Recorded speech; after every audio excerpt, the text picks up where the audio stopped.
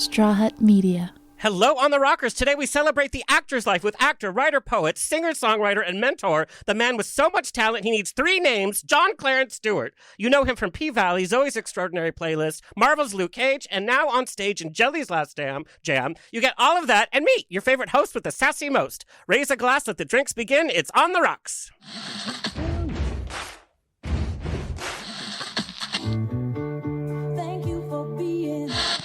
Life is a banquet, and most poor suckers are starving to death. I'd like to propose a toast. This is On the Rocks with Alexander, where I drink with your favorite celebrities as we talk about fashion, entertainment, pop culture, reality TV, and, well, that's about it. So pop a cork, lean back, and raise a glass to On the Rocks. Fasten your seatbelt. It's going to be a bumpy night. Lord have mercy, buttons and bows and pantyhose. On the Rocks podcast, the place where we're too glam to give a damn. Follow us on Instagram and TikTok at On the Rocks on Air and on Facebook, On the Rocks Radio Show. Send me an email, book me for a pride, wedding, funeral, quinceañera, Brits. I don't care, I'll show up. Info at ontherocksradioshow.com. Send us your comments, guest requests, and guest questions. The show's presented by Straw Hut Media. You can watch now our over 350 episodes for free at ontherocksradioshow.com. You can watch us on Apple TV, Roku, and Amazon Fire TV on the Outlet.tv app, Facebook Watch, streaming with pride on SVTV, and on Channel 31 on the East Coast. Hello, East Coast. We proudly tape at UBN Go Studios, your one-stop place for podcasting. All right, let's get the show on the road. The man of the hour, John Clarence Stewart, an entertainment renaissance man, as a poet, singer-songwriter, actor, hot off the heels of a tour-de-force performance as Big Teak in Season 2 of P-Valley. You also know him as Simon on NBC's musical series Zoey's Extraordinary Playlist. Other TV credits include Marvel's Luke Cage, Gotham, Blue Bloods, The Good Fight, and his theater credits include projects at the Manhattan Theater Club, the Classical Theater of Harlem, and Libra Theater in New York. Regionally, he's appeared at the Alliance Theater, Actors Theater of Louisville, and the Aurora Theater. And if you're in Southern California, you are in for a show. He is currently starring in the title role in Jelly's Last Jam. It's the bittersweet story of Jelly Roll Morton, one of the leaders in bringing jazz to American culture. The musical also serves as a social commentary on the Black experience during that era, and during today's era, we're going to talk about that. The show is currently running at the historic Pasadena Playhouse until June 23rd. Let's take a little peek. And it came to pass that a people were born, been torn from the land that was their home. The story of their pain was set forth in music, destined to conquer, take the world by storm. And it came to pass that a messenger was called. In telling the story of Jelly, the story of jazz, you gotta have grit to go with the gravy.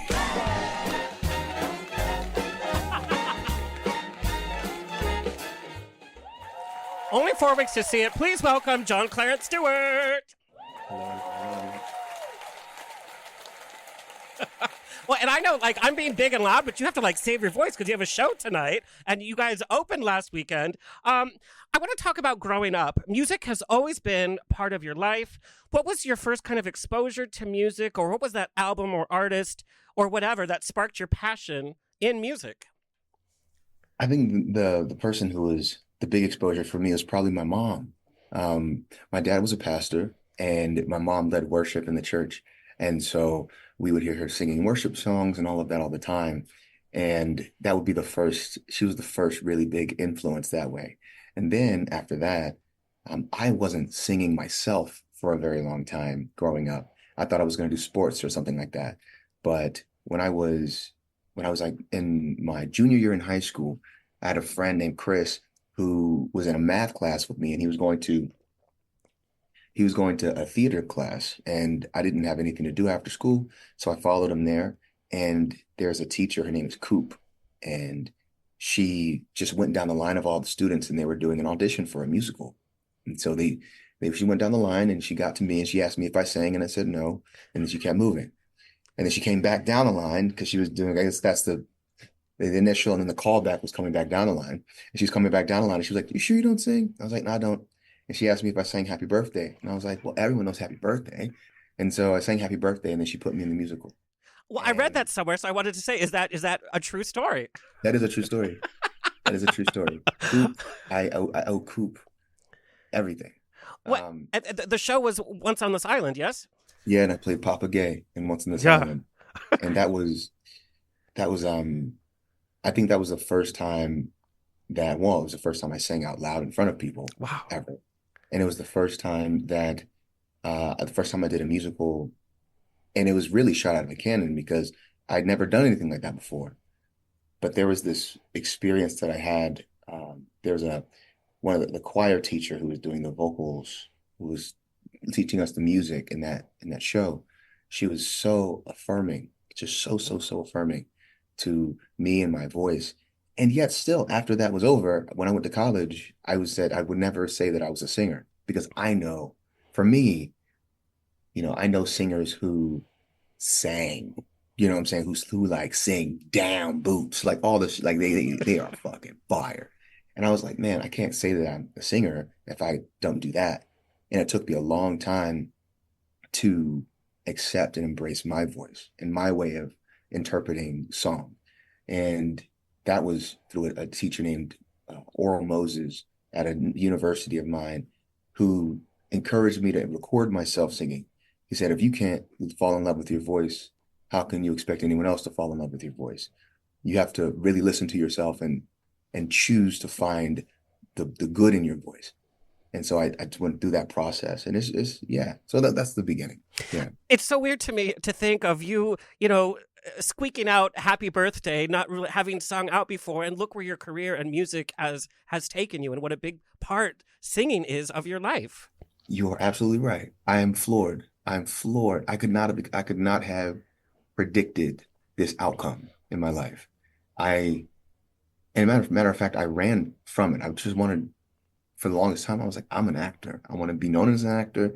I don't want to be known as a singer. I want to be known as an actor. I just want to do, gritty roles and all this other stuff. And what's ended up happening is roles and projects and stories that incorporate music have been the things that have really pushed my career forward in the most powerful ways. And they've also, a lot of the projects like Zoey's and even Jelly's, I'm not right for everything, right? My voice isn't right for everything, but when it's right, it's right. And that's that kind of self-acceptance that that I've grown into as I've become more of an adult. Yeah. I want to talk about the duality you had as a youth. You mentioned sports. I know you had a scholarship in football.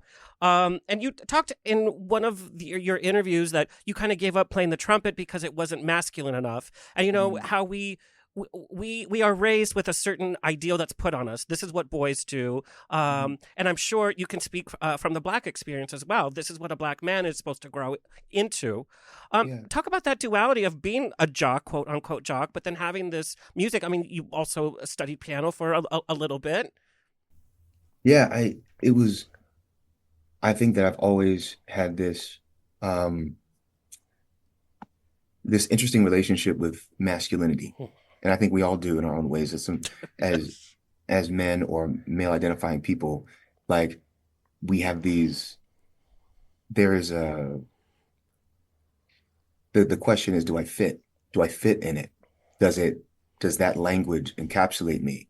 And a lot of times, as opposed to saying bringing that to me and saying, because I am like, whatever that is, because I am that period. A lot of times what I ended up doing is trying to cut away parts of myself to try to fit an idea. And that was part of the trumpet. When I was in school and I was playing football or basketball or what have you, I was looking for affirmation, validation. I was looking for these markers of like power and prowess and being affirmed by the men in my life. And my dad was an incredible football player growing up. And so I just wanted to, a lot of it was just, my dad to be proud of me. No. And I wanted him to be proud of me, and I wanted to be a contender in certain spaces. I've never, in a lot of ways, there was a kind of a machismo that I haven't really had in my life. It's just, but I learned how to adopt this idea of that for myself. And the interesting thing was when I was playing music, like trumpet, piano, there was this softness that would come out. There was this other side of me that would come out, and a more either introspective, it was a different kind of power, but I didn't know what that was. Mhm. And it didn't feel like that power was welcome inside of this idea of masculinity. And so I let those things go. And also part of this journey musically, because I think for me, music is also it's power, but it softens. It like it's very much like water. Like it, it can Mhm. it is, sometimes a song is like a cool drink of water. Sometimes it's a flood, right? But either way, like music has that effect in my life. So, and that's something that's something that's very important to me as well. The the dissection and the interrogation of masculinity in the world. And in my own life. There's actually a book by Bell Hooks that came out years and years ago called The Will to Change. And it was the thesis of the book really was about uh, interrogating manhood Mhm. and the idea of manhood and what makes a man. And that's also, to be frank, that's also why I decided to be an actor. Because in my personal life, there didn't seem to be enough space for me. And in characters, I would find these other like a lot of parts of me that weren't safe in the world were safe in characters because inside of this fictional world, I could express joy in a way that I couldn't in the actual world, or sorrow in a way that I couldn't in the actual world, or sadness, or love in a way that I couldn't in the actual world. And then the process has been when I access that part of my instrument in fiction, how do I then have the courage to bring that, what I've learned, into my own life? And yeah, I absolutely love that. And talking about masculinity and identity, it's Pride Month. We're celebrating Pride Month, and we all share our coming out stories. So I want to know from you, what was your coming out story like, coming out straight in theater and musical theater? well, That must have been a shock. no, it was definitely a shock, and I think it continues to shock. Yeah. Well, but I think that I found I found well to be to be candid, I because I grew up very, very, very, very, very staunchly religious, and the beliefs and the views that I had in the world um towards the queer community were like they were they were abominable. Um and they were so rooted in fear and so rooted in dogma. And it was, I mean, honestly, through doing it was through doing a scene in an acting class in my first school. And it was a Tennessee Williams one act. I don't remember the name of it, but it was two men who were working on it. And I just want to be a good actor. I'm trying to dig into the character and find the scene. And I'm just not getting it. It's not clicking. And my teacher asked me, she proposes the question of whether or not the relationship is more than I think it is between these two men in the scene. And I was like, well, no, I don't. And I had this block. I just couldn't see it. I was like, no, I couldn't. And then when she brought that up, I was like, well, that's so far. That's so far. Yeah. That's way over there. And then she just looked at me very simply and she said, have you ever loved anyone? I was like, yeah. And she said, start there. Wow. And I was just like, and I had to go. I went back to my dorm room, and so many of the beliefs and things that I had just started like to unravel. And I realized that in stepping into this character's shoes and walking and trying to tell the truth and just trying to love in that space, I was like, well, there's no there's no distance between myself and this character. There's no distance. Um, and that was the beginning of the dissolution of a lot of shit, right? And I'm also very grateful because now some of my dearest friends are members of the queer community, and and they have taken me under their wing. They have the amount of, I think there's a capacity for love and care that is that it encapsulates like all these different sides, like it's all these different sides of being a human being, because there's a because inherently there's a there's a life that they've had to fight for. There's a life that they've, at least in from what I've seen and what my friends have told me, it's like there's a choice to live in the world, or sometimes or not, but like to exist and to be proud and to be seen wholly and fully, and to not compromise the softness, to not compromise who they are. That is just been so incredibly inspiring. That was fresh. And also some of the characters that I played in my career have been gay, you know, and or have existed in the world on the spectrum in some way of sexuality or identity. And the mission and the kind of the honor, the mission, the duty I have as a artist is, I just feel it's just so sacred. Like to be able to step into their shoes, and to be able to step into their shoes with the call of existing in their truth wholly, with all of the textures and complexity that I can muster in this instrument. You know, I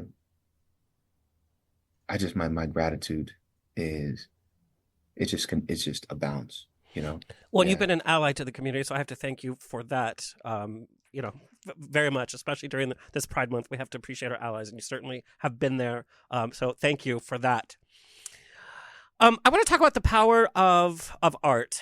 Not to bring things down, but I think it's so important how art can get us through things. I know you lost your father when you were just stepping into becoming a young man. How did you work through that grief process? And I understand that a lot of expression through art also came from that as well.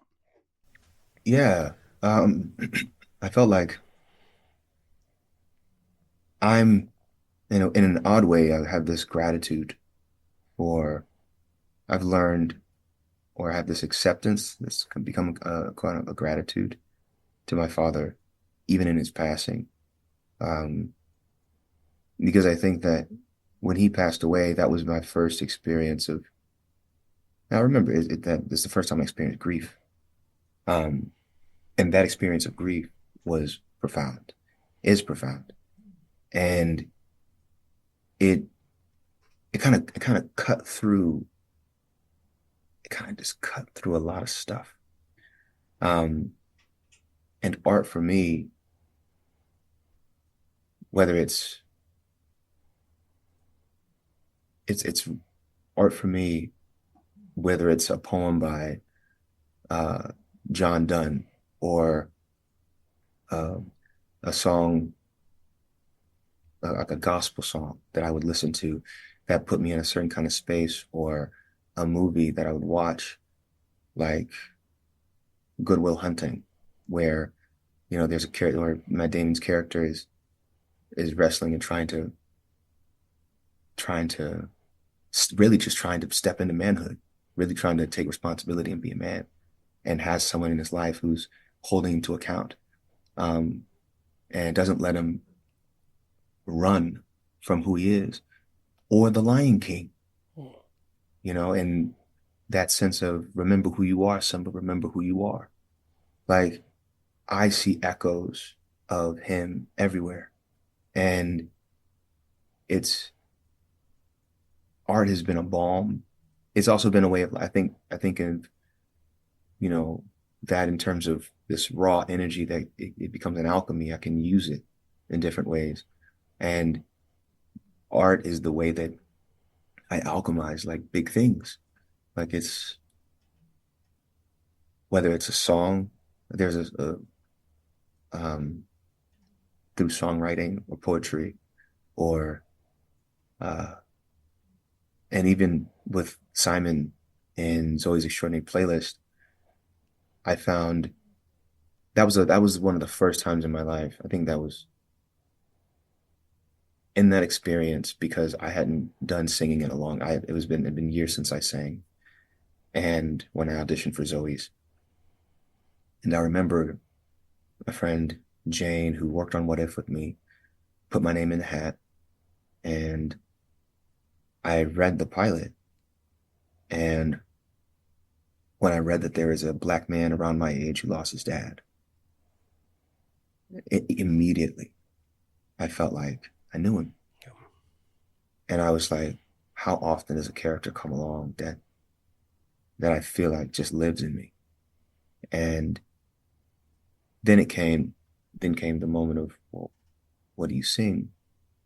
And I went through the process of trying to figure out all these different kinds of songs to sing. And it was a musical theater show, but for better or for worse, a lot of times I can be averse, like musical. I can be a little musical theater averse. I have this idea of what it looks like and what it needs to be, and as opposed to doing what I thought someone would want, I leaned into what was true for me, and in doing that, there was a song that I'd been listening to that reminded me of my dad, and so I chose that song to audition with. And that kind of opened the door, right? And as opposed to like leaving my shit at the door when I go into the room and all of this other stuff, I just came in as I was with everything, including him, my pops. And it turns out that, you know, the creator, Austin, of the show, the genesis of Zoe's was his loss of his father. And the kind of singular experience it is to lose a parent, and trying to find connection when the rest of the world kind of goes on and your life is forever changed.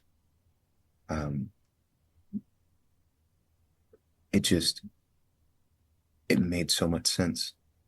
And I find I am a bit of an esoteric in my own way, I will say.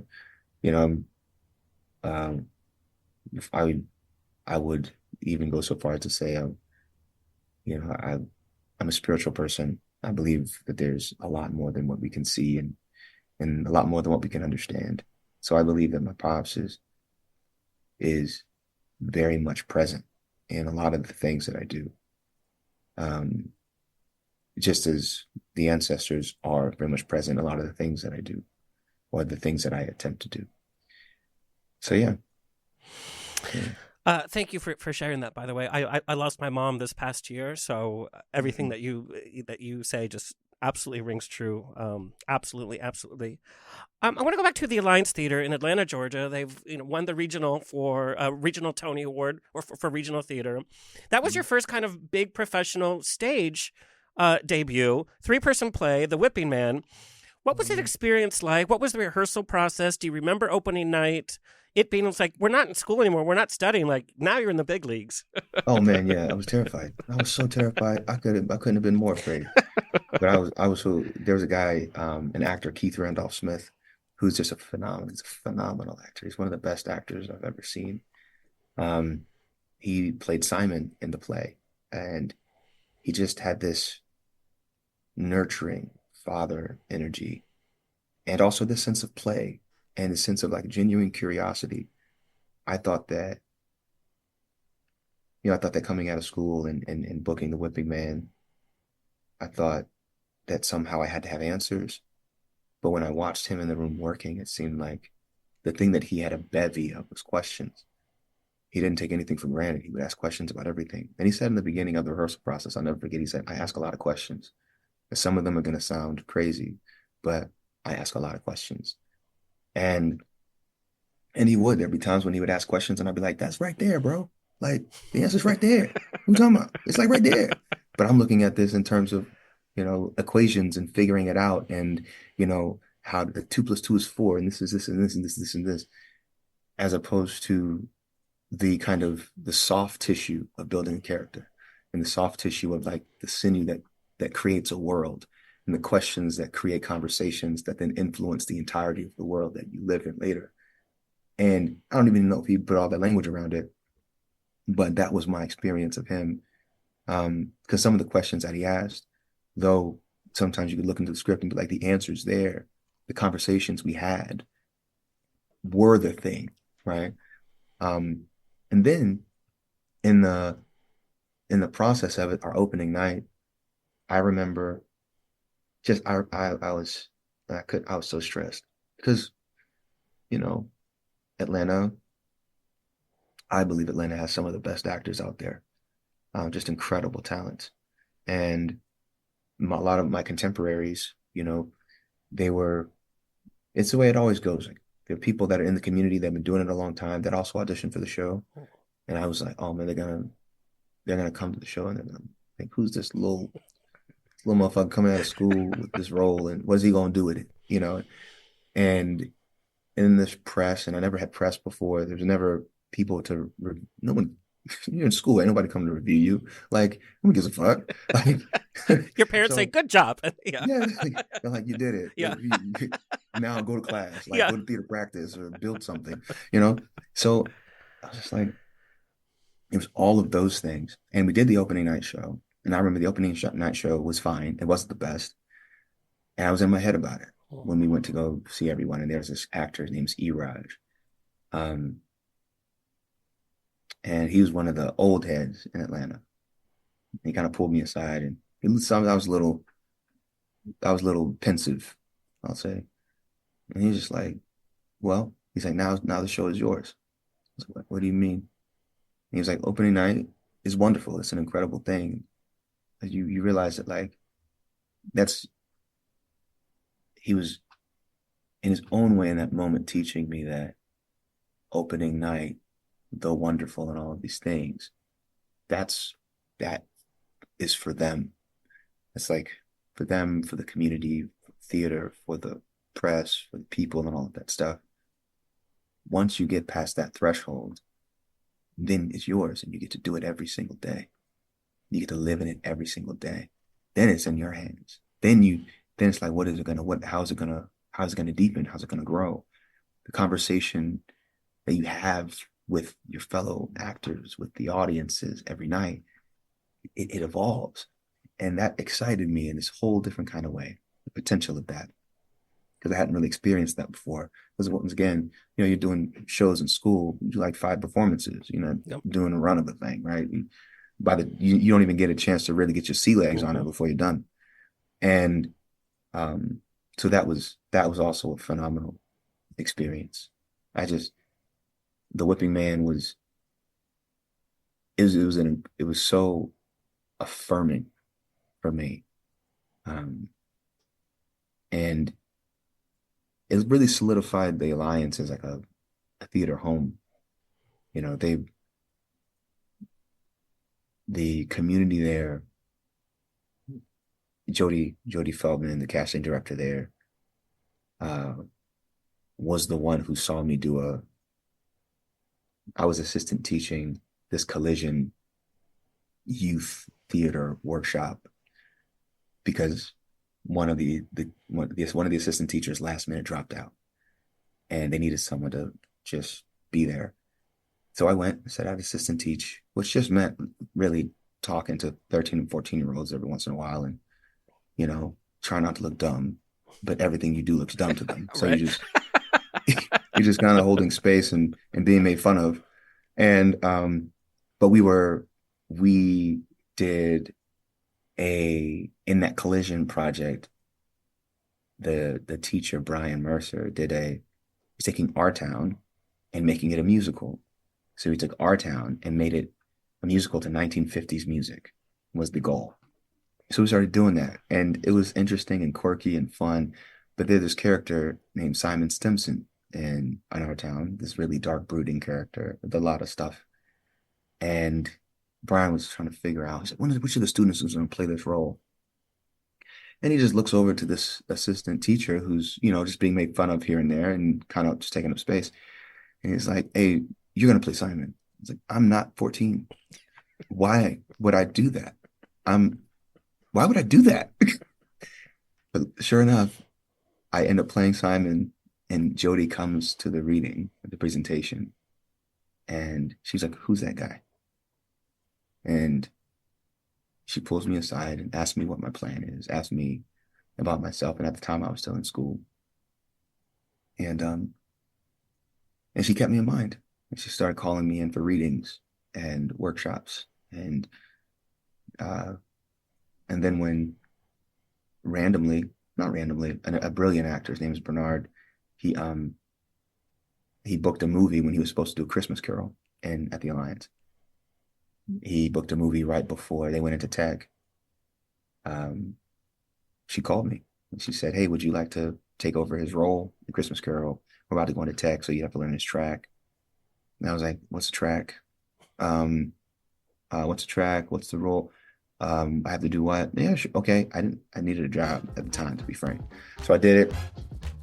And that opened the door to The Whipping Man and auditioned for that. So yeah. That was fresh. We know you had success. Lucas Cage, What If, Zoey's Extraordinary Playlist, of course. What was it like with the success of Zoey's?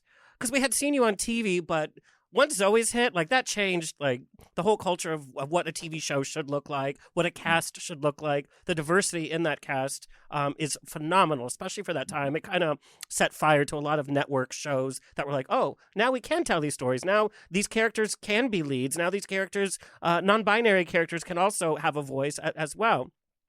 What was it like having that kind of recognition and all that attention around this show?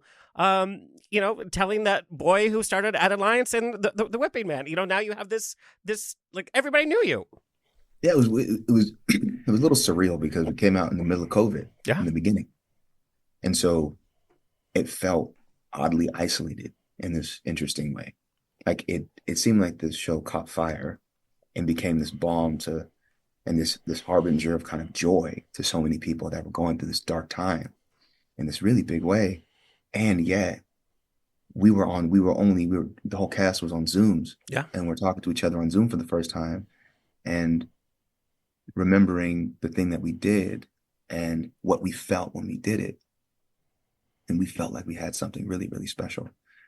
Felt like as we were in the making of it, there was just this sense that there was just this sense that we were making something that we could be proud of. And I think it can sound a little,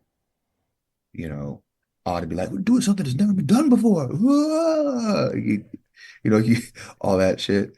But the fact of the matter is, I'd never experienced anything like it. And it seemed to me to be the heart of what musical theater is in its conceit. And the fact that these characters existed in the world meant that we'd be able to know them in a certain kind of way because of the framework of the show in a way that I just hadn't experienced before. Then on top of that, Austin was just relentless in his pursuit of the truth and in a way really inviting conversation and the cast into the space in an effort to really seek out that, to amplify it, to create space for it. And I mean, it was a joy. And to go from, being at the Alliance, doing with Whipping Man, to being on Zoey's Extraordinary Playlist, playing Simon, I was like, pinch me, is this my life? Like, when did this happen? Not to mention, part of me was like, a musical? really? It's gonna be like, that's it? That's gonna be the thing that really shakes shit up? That's crazy. Because at the time I was still like wrestling with this idea of whether or not I should be in the room. Because it felt like there were some heavy hitters in that fucking show, man. And people with resumes, as big as this wall. Yeah. And people who I respect a lot and look up to, whose work I've known. And to be in the room with them, and to trust that the thing that is in me belongs there was a journey through that process. And but I'll also say that one of the trends in my artistic life and in my life is that usually I end up in spaces doing something that I haven't done before. Usually it requires more of me than I ever thought it would, or that I could bring. And there's always a fucking deadline. So there's a sink or swim type situation to it. And in that crucible is where I learn a lot about myself, a lot about my instrument, I learn a lot from the people around me. It also kind of cracks the ego part of things, because it makes me porous. Like I don't find value in going into a space assuming that I'm the smartest one in the room. Probably not. Assuming like, because I like to think of it like the Power Rangers. Like everybody's got a thing, the Triceratops and the rhinoceros and whatever the fuck, and you put it all together and it's a thing. I do what I do, and I respect what that person does, because my body, I can't do that.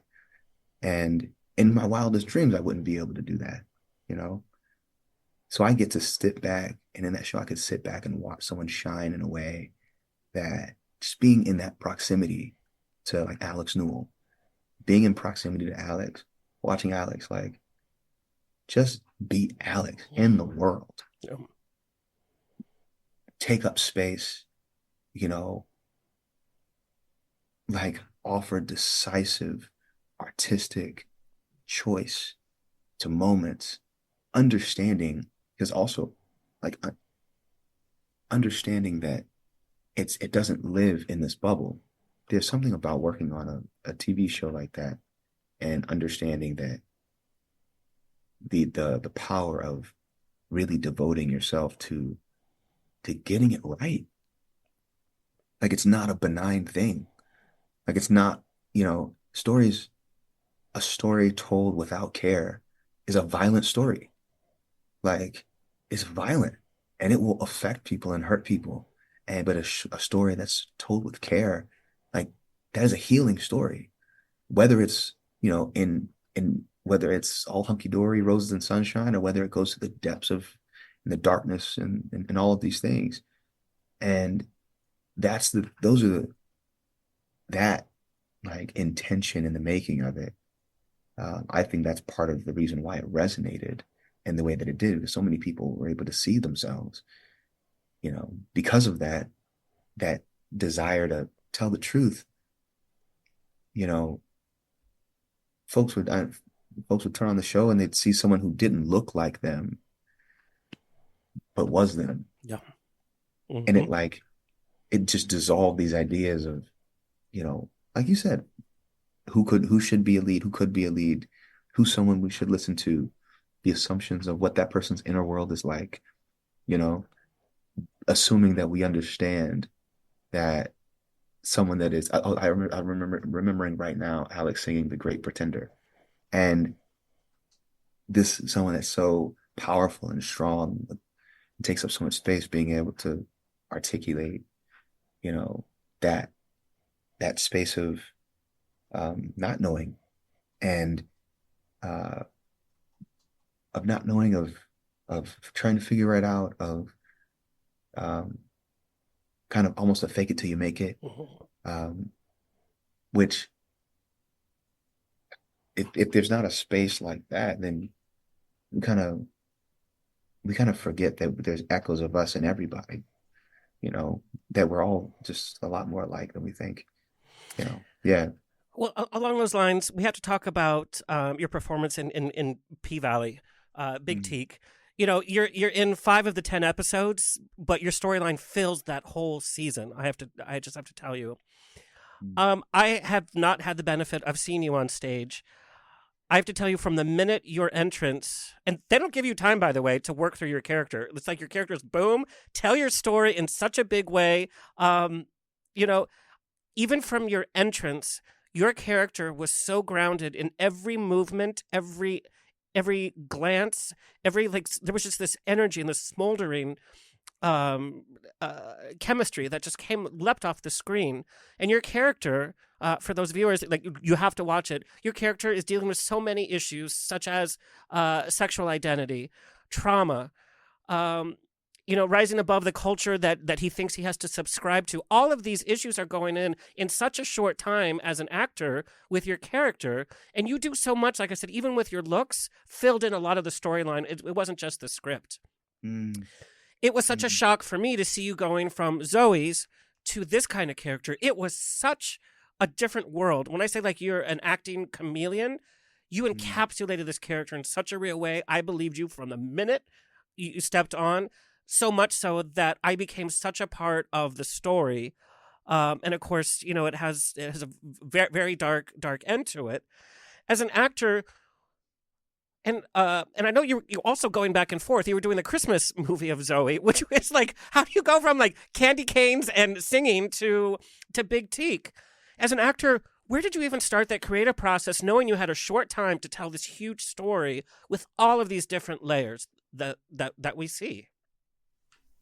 I think that, one, thank you. And just thank you. Alexander, thank you. This has been beautiful thus far. Your questions are just so thoughtful and thorough. And so I just want to say thank you. Well, I'm such a fan. And like I said, your artistry just is very inspirational. Thank you. I appreciate that. When it comes to Teak and P Valley, so much of that for me, that's Katori. I have having the good fortune of being inside of that world, because when I read that audition, those sides, it was like the feeling that I got was, it was like, I have to honor him. It was like, I felt like there was a part of him that I got. He reminded me of friends that I've known. He reminded me of so many people. And I remember in the callback with Katori, her talking about what his function was, what she wanted for him, and that it was finite. And so it was very clear from the audition process that his arc was finite, and that her hope and that her desire was for his presence to be felt in a certain kind of way. And so she wanted someone that she could trust with him.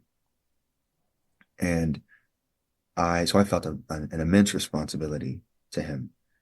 And because there's no time, like you said, there's no time, there's no buildup.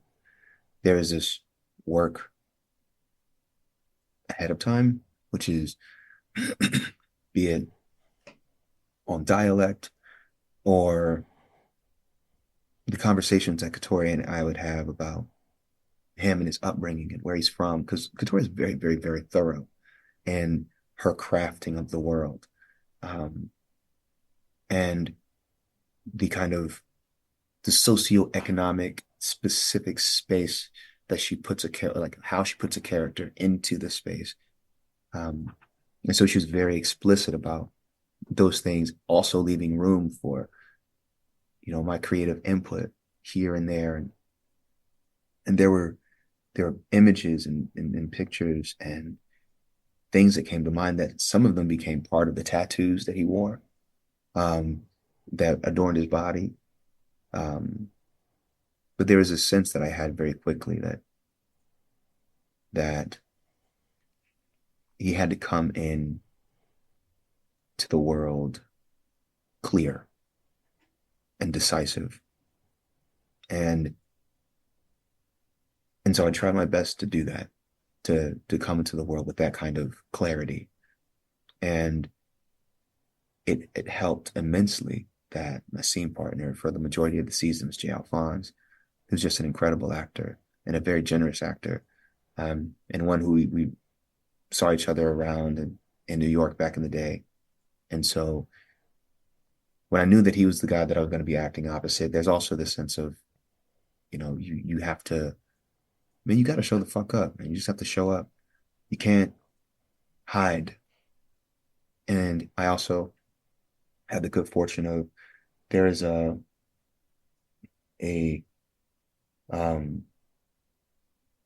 techniques that I would play with and work with here and there. Some sensory work that I worked with this teacher named Megan McGarry, working on some sensory things in terms of trying to establish a subconscious life, the stuff that just lives just the stuff that's always cooking beneath the surface. That was fresh.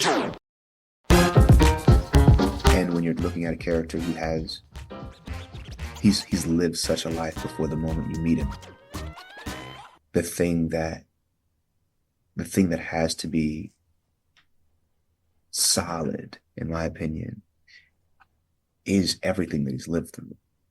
That has to be in his bones. That has to be, because you can't, in my opinion, it would be challenging to try to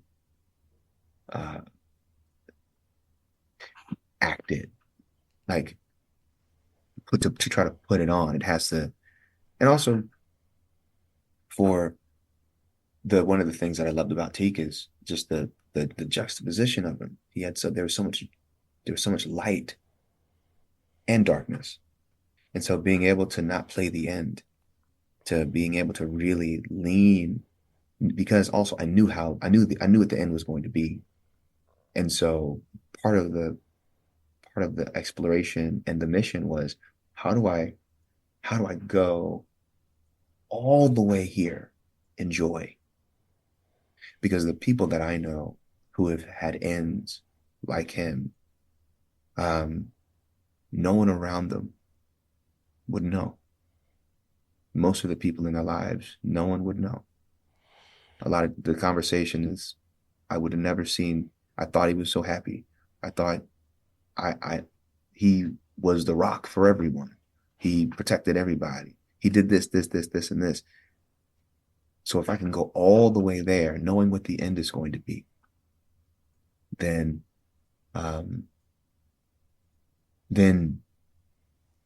that's just, it just felt more honest.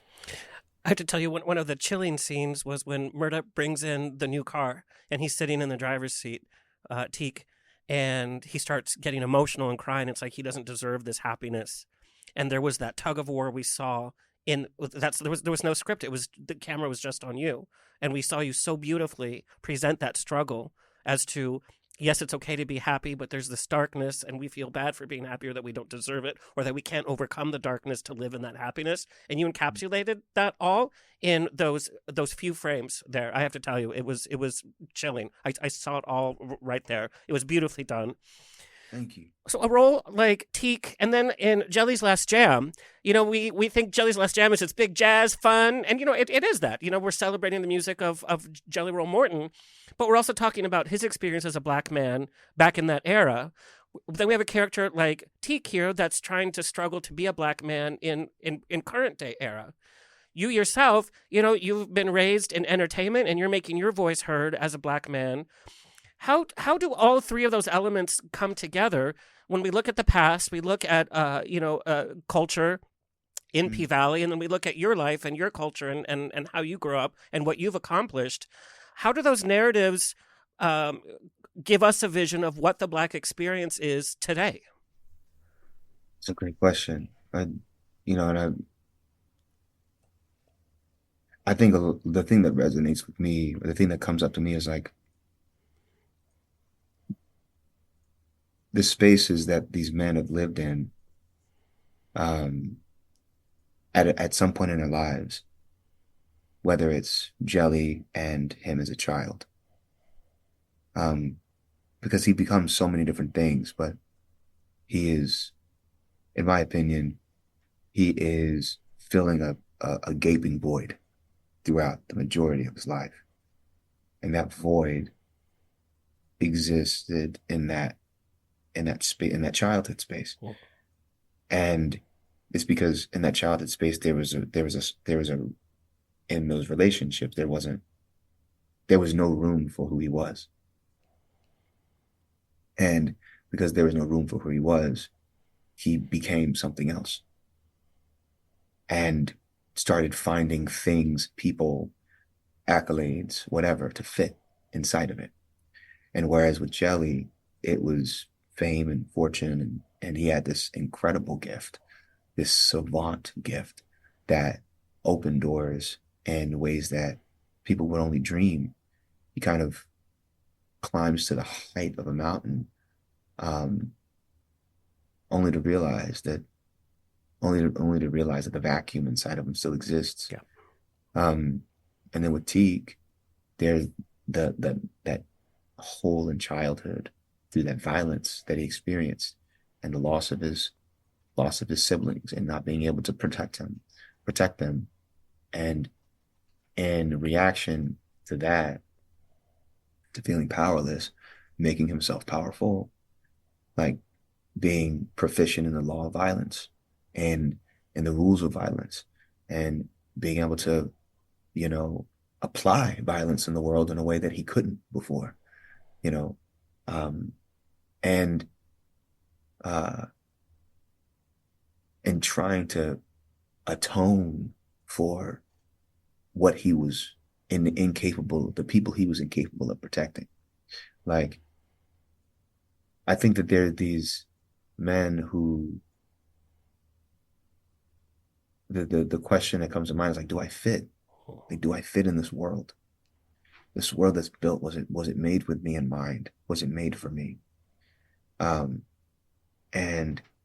these men, in their own ways, either had parts of themselves amputated or amputated parts of themselves, and the parts that they cut off, they never really found again. Yeah.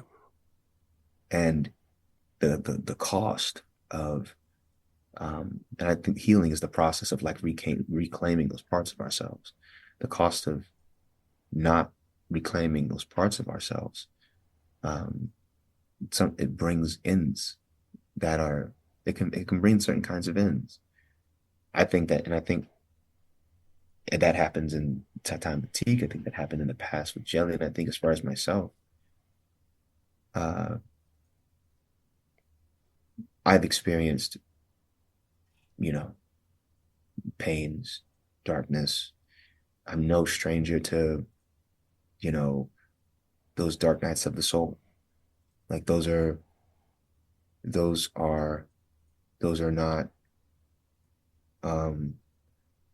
like they're not distant to me, right? And also in childhood, there are, whether it's the loss of my father or other experiences in childhood that like have created wounds that I've moved and acted from. And people that I've hurt along the way, right?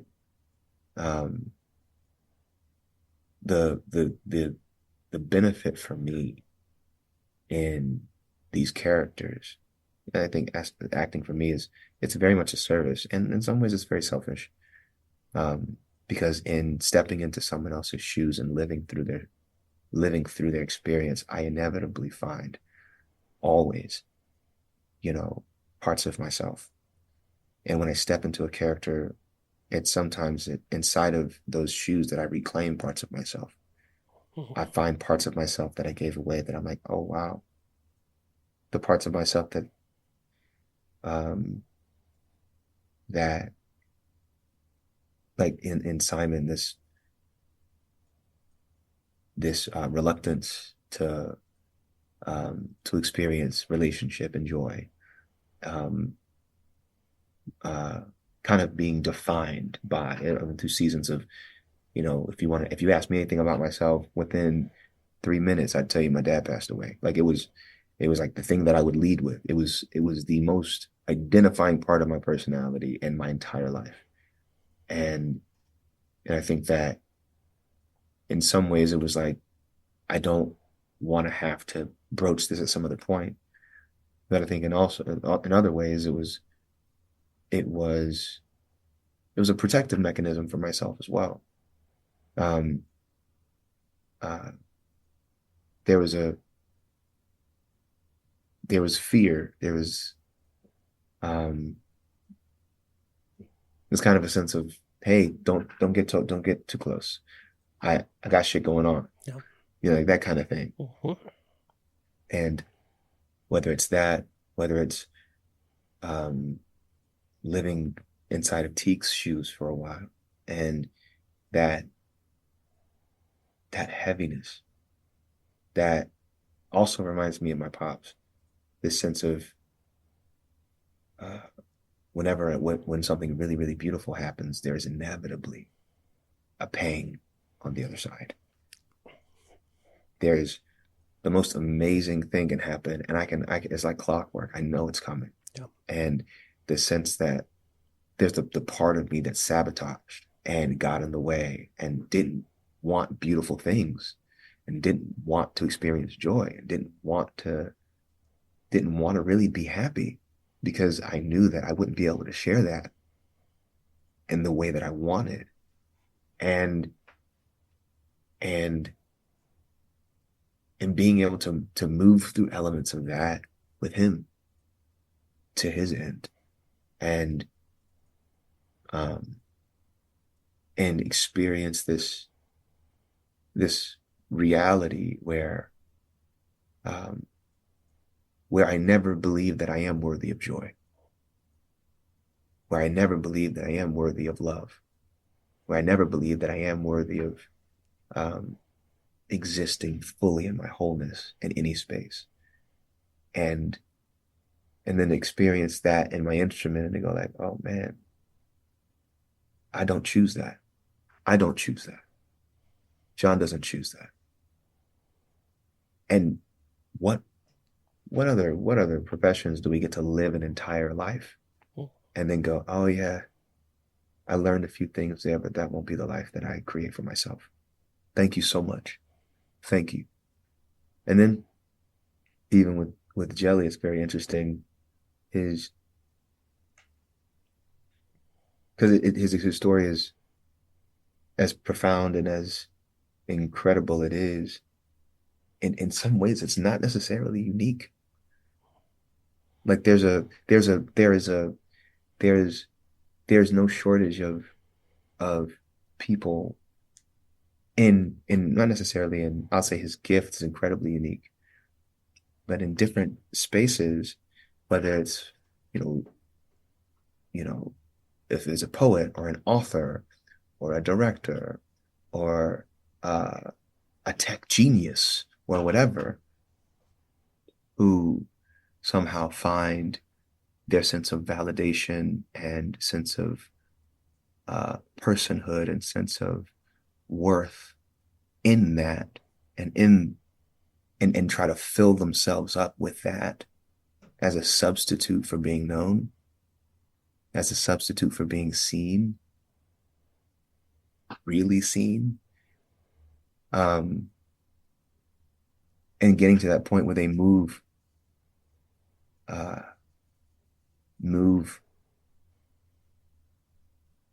away from the people that see them,